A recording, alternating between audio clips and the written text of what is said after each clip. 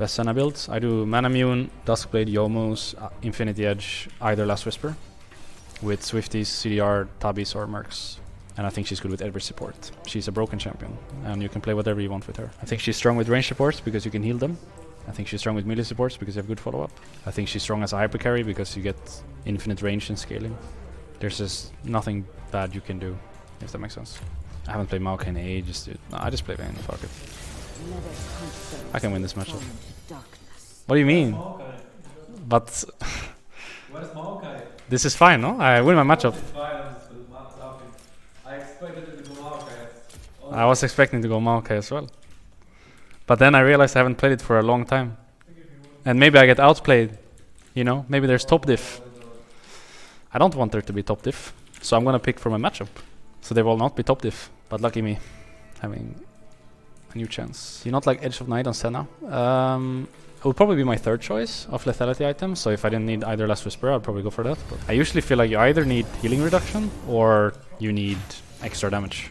So I've never really had like a situation where I have done anything that's not Last Whisper or the game has ended before. So it's never happened to me, but it will be my third choice of lethality items for sure. I think the other two are garbage. On 80 Senna at least. Like last item, Umbral Glaive? Is that how it's called? I don't know. Whichever support item of the lethality ones. I think that's pretty shit if you do that last item, and the one that doesn't work when you're grouped is pretty bad too. So Edge of Night would be my choice at least, if I had to do a 6th item Edge of Night. Or a 6th item lethality item. I also think Triforce is good, but I would probably do Triforce instead of Boots. Do you consider yourself a happy person? From time to time, I would say. Comes and goes. Some days I feel very content with my life, and some days I feel very regretful, I guess, towards some choices I made. But I would say, in general, I have more happiness this year than last year. So that's good.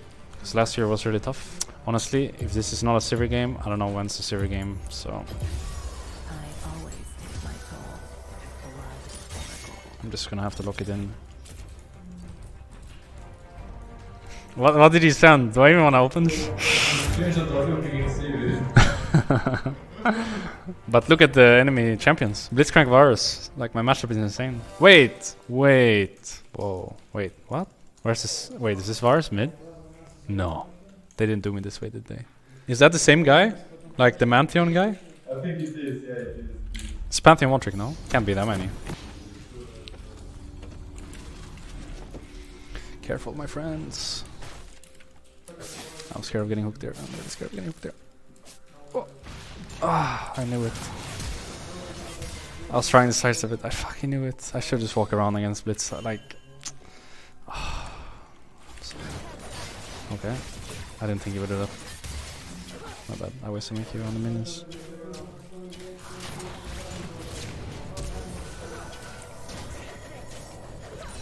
I left him hanging with that Q. I apologize. I think it's warded here. I think it's warded where I pinged. They hooked me over the wall level 1. Yeah, we need one more. Okay, we got it. I don't reach him. No, he got him solo. Just take it. It's fine. Can you take the ward as well? It's fine. Nice. Come back. Oh, thank you.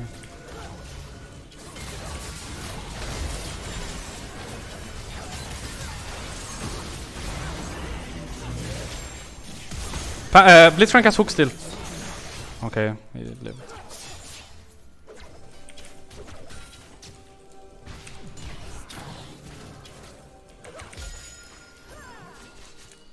Blitzcrank has flash still as well, I think. Thanks. Thank you.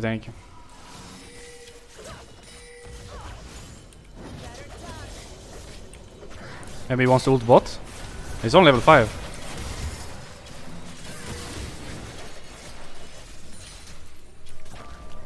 We're moving first? Okay. Bot is diveable, but you have no ult, right? Okay. Yeah, we can still maybe. No hook now. I'm ulting to help you now. I think he has flash. Do I have to flash? Yeah, I just flash for this, I think. Nice. Nice. Jungle diff. I like it.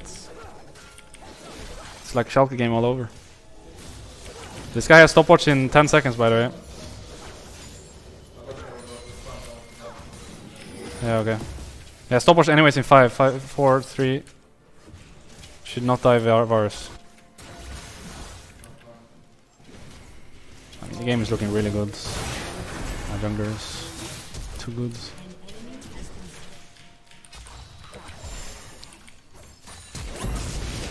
Oof, I got it off. Ah, I tried the low shit. That's fine. Got blitz slash for nothing. Can I break this guy one-on-one? I mean, he shouldn't have ult yet, so I can take a plate at least in his face. That's good damage. Can hit this twice. Plate.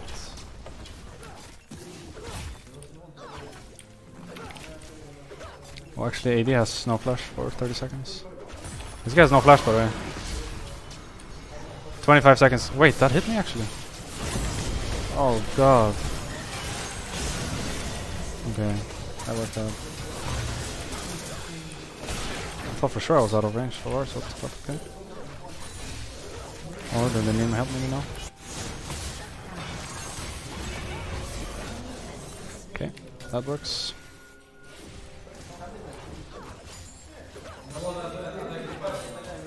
He has no stopwatch, but he has flash. No ult, no stopwatch, but he has flash. Yeah, I'll tank. No, just kill him. I have stopwatch. It's really tanky. I have flash? Ah. No, I should have told you.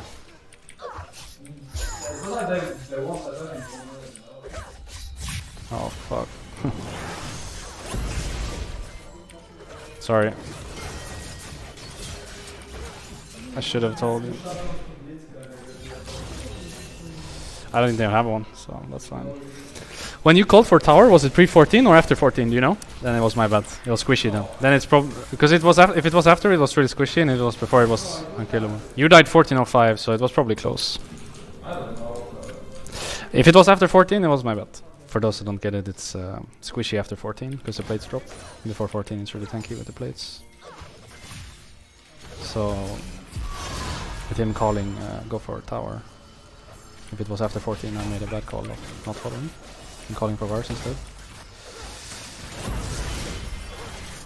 But if it was before, I made a good call, so it's...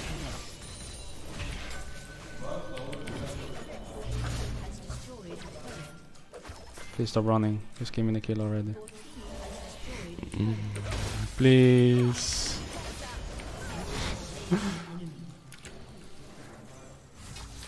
Go. It's good. Can I block this? I could actually. Holy shit. Today I learned something. The root wasn't on me, but I could block the root. Anyways. Usually Spell Shield of Silver doesn't work on like the second portions of a lot of spells, like Morgana Bind, LeBlanc Bind, or Chain, I guess. Karma W. I mean Morgana Ult, not the Bind. Like all these tethers can't be blocked by Silver Spell Shield of the second portion, but Senna W could. Mental. He's gonna do it again.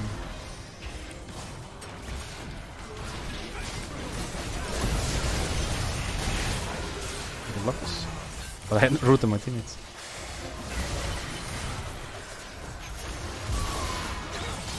I should heal him. That spear did a lot of damage. And she has nothing.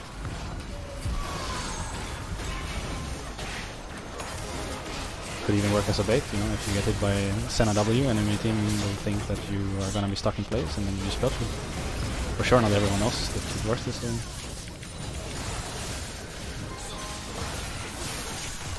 So it's good. I don't often learn something new, so it's good. I wanna kill them, but I'm not sure how.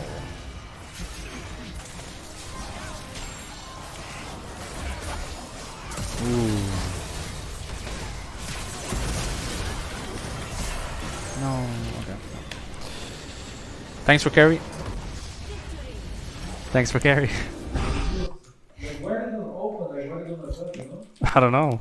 No, we don't really. Actually, we have a rule that we're not allowed to talk other languages in the office than English during working hours, so we don't actually share any native languages with each other. I guess last year we had Gabriel and Joey being... I mean, Joey is Dutch and Gabriel is from Belgium, but they speak the same language, sort of, I guess. So, I don't know exactly, but they were speaking another language than English to each other sometimes last year. But now that we're all different nationalities, we don't really use them. And Alfonso made it very clear on one of his first days here that he wanted us to speak English only. So it actually hasn't happened now. You see yourself playing some attack speed 80 carries on stage anytime soon? Probably not. Maybe after nerfs. As I said earlier, like depending on how big the nerfs are, the priorities might change. So I could see, for example, Saya becoming like really high priority next patch. Mostly because Strakan, but also because if other 80 carries get nerfed, then there's a good chance Saya becomes like the strongest again, like she was at Worlds last year. So maybe then, but for this patch, not really. Who do you think in your team speaks the most when you play? Maybe Oscar? But I think everyone speaks quite a lot actually. It usually depends on the moment. It's more of an old school thing that you have like a shot caller. I think nowadays most teams run a 20% system where everyone gets to do their part, and really like regardless of who gets fed or who has the resources, everyone has to give info or like make decisions and help out with communication, all that stuff. But obviously the one that is fed usually makes the decisions for the team as a whole. But obviously everyone has to make their own decisions as well. Even if you're weak side, you need to play... Like, if anything, it's more important actually for the weak side member to make good calls than for the strong side member. But I think it's pretty shared actually. I don't really plan on leaving Fnatic, but my contract is running out, so it's going to be interesting to see how it is to be like without the security I've felt for so many years. I mean, it might just be that Fnatic offers me a contract before my current one actually runs out, but so far they haven't. So I guess we'll just have to wait and see. But it's not up to me, it's up to them how they feel with everything. I'm just trying to do my job as well as I can, and then if they have an interest to continue, I'd obviously be very interested as well. I feel like I'm kind of living the dream, even though it's sometimes hard to realize.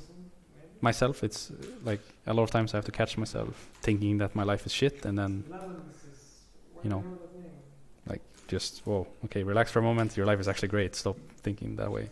So I'd obviously be very interested, it's just, yeah, it's up to them. Honestly, I think there's been few years where the iteration of the roster has been bad. Even last year, I think the iteration of the roster was fine. We just never got to a point where everyone was happy. As I said in the post-game, post-series interview, whatever, with FPX. Honestly, to this day, I don't know why people took that as such a bad thing. I felt like I just kind of said what had been going on during the year. And to me, it seemed like I was going very easy, actually, on what had been going on. So I was very surprised when I had such backlash to that answer, but... I don't feel ashamed for it or anything. It's the truth. We were very unhappy with... I mean, there was always someone that was very unhappy with life or the team or whatever during last year. So I don't think it had anything to do with iteration of the roster. It's just sometimes you don't get the right feeling of everything. And then it's hard to change it without changing the roster or the iteration. But so far this one has been really good. One of my better ones, I would say. I hope it lasts. And it's not just in the beginning. But I kind of feel like we've already gone past the beginning. So at this point, I'm a true believer of it being like something that will last. If it was only in the beginning, it would die out as soon as we lost against OG. But it didn't, so I'm very happy with that. For example, last year we were a very fragile team. As soon as we lost one game, there was always a lot of tilt and frustration that we didn't want to share. So I'm happy that this year it's not that case. Or it's not the case. I think it's important that you can handle losses.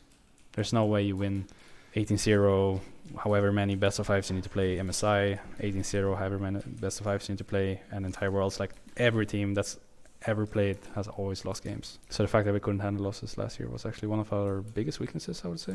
Like if we could actually handle losses, we would win both series against G2 in summer. Maybe against FX as well. But they were actually like, they were insane. So maybe not. I don't want to make us out to be like the best team in the world just because, or like that we would have been the best team in the world if we could handle losses. But I just think we could have, we could have done more in those series if we could deal with losses better. So it's a good sign that we don't like go full mental boom by losing to OG in the first game. I mean, that's true. Whatever I do or whatever I say, people always hate. So I shouldn't mind too much. I was just very surprised with that specific instance, because otherwise I'm not surprised. There's at least a couple of people right now that are probably talking shit about me. So I just should accept that, which I did a couple of years ago. But that specific instance made me very confused because I didn't even feel like I said anything bad about anyone. Like if anything, I kept it very, very political, no names, kind of like positive in the negative of however you want to see it or however you want to say it. And then it kind of just blew up and became like a thing. I don't know why, but that's fine. I mean, it's in the past, so it's whatever. My focus right now is on this year. Whatever happened before doesn't matter. I think if I lived in the past, then I'd just be hard chilling every day. So it's good that I don't. I need to put in the effort as if I were to be like a new player or a player that's not won anything, so that I can always perform and always do a lot. I think it's easy otherwise to like get stuck in this mindset that I've already won everything, or like I just don't want to be in a position of being too comfortable, I guess. So it's good that I have this mindset that whatever happened in the past doesn't matter.